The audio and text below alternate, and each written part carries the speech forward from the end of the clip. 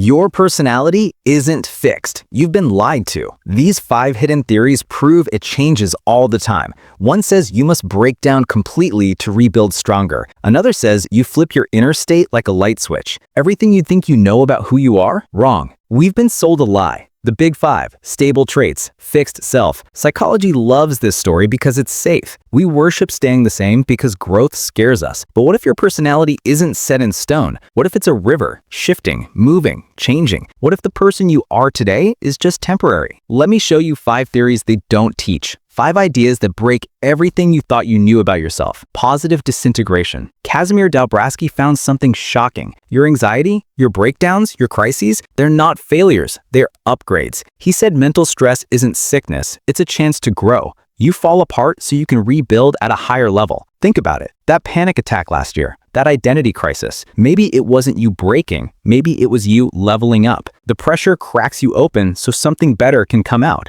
Growth needs destruction first. Dalbrasky saw people going through hell and coming out transformed, not despite the pain, because of it. The breakdown is the breakthrough. Reversal theory. Michael Apter found we don't stay in one state. We flip all the time. You're not always ambitious or always lazy. You switch between opposite states. Order, then chaos. Following rules, then breaking them. Serious, then playful. You switch like a light. Think about your own life. Some days you crave adventure. Other days you want safety. Some moments you're the rebel. Other moments you're the good kid. That's not being inconsistent. That's being human. You have opposites inside you. You are opposites. Stop trying to be just one thing. The sooner you accept you're built to reverse, the freer you become. The hypostatic model. Your personality is a battlefield. Some forces push you forward, others hold you back. Inner forces fight inside you every day, every moment. You're not growing peacefully, you're caught in a tug of war between growing and staying stuck. One part of you wants change, another part wants comfort. One voice says, take the risk. Another says, stay safe. The push and pull never stops. And that fight, that's what shapes you. You're not a calm lake, you're a storm system.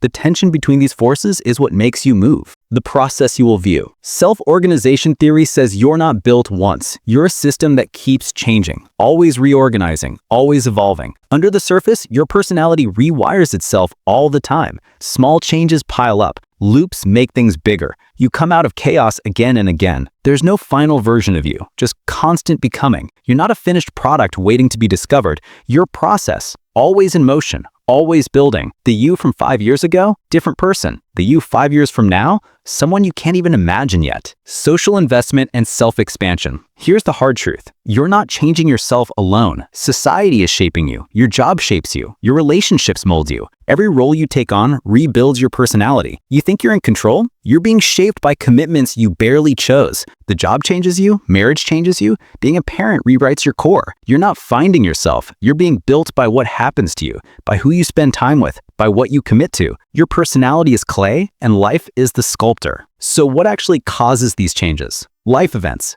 big ones, crisis, relationship changes, job changes, deaths, births, failures, wins. These shake you up, force reorganization, but also inner stuff, deep pressure, thinking about yourself, asking hard questions, inner tension that won't quit. Positive disintegration happens when crisis forces you to reorganize. You don't change smoothly. You shatter, then reform. The breakup that destroyed you, it rebuilt you too.